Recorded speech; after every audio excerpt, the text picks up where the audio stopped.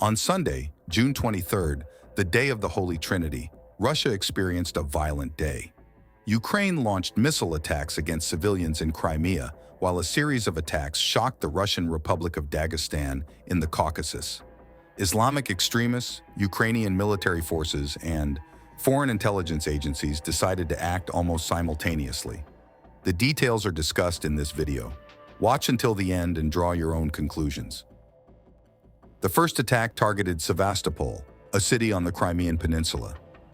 At least 5 American-made missiles with fragmentation warheads were launched by Ukraine. Despite the efforts of Russian air defense, one missile was not destroyed, and its fragmentation warhead hit beachgoers.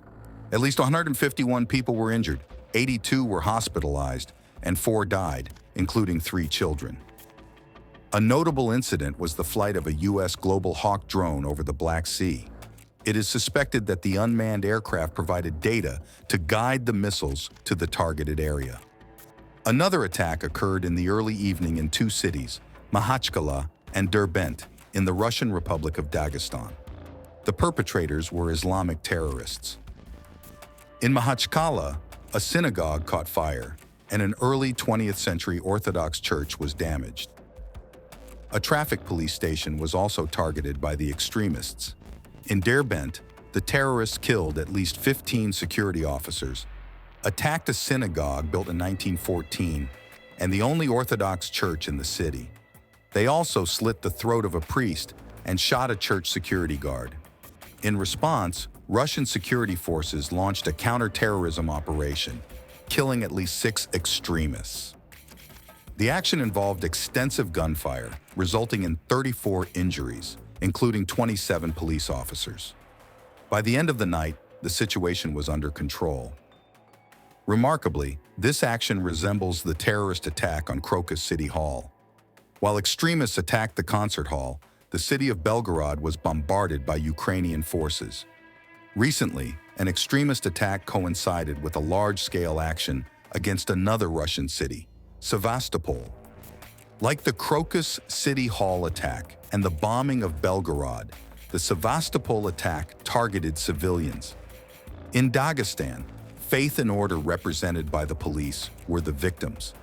The message clearly shows a war against Russian society. Ignoring the similarities of these attacks on different dates, but within a short period, would be naive. External attempts to incite an ethno-religious conflict within Russia cannot be ruled out. Why? Because the situation on the front in Ukraine against Russia is going poorly. Sanctions have failed, Russians have not rebelled against Putin, and the country is not isolated. Now, the only recourse seems to be terrorism, something that some analysts had predicted long ago. Spreading fear and terror among the population is not a new tactic, nor are the relationships between Islamic terrorist groups and Western interests. Although there is no official confirmation of Daesh involvement, you might have noticed that it generally only attacks governments and countries that trouble Western elites. For example, in Afghanistan, Daesh declared a fight against the Taliban as soon as the Americans were forced to leave the country. In Syria, Daesh fought against Bashar al-Assad's government and Christian minorities, opposed Iran, and declared Russia its enemy. What we see is the use of Islamic extremism as a mercenary. Wouldn't all of this be too convenient for the West? If you enjoyed this video, leave your like and comment, subscribe to the channel, and hit the bell to not miss our next encounters here on YouTube. Also, visit, or better yet, follow my content on Twitter X through the link in the video's description. There, I show things I don't show here. See you next time.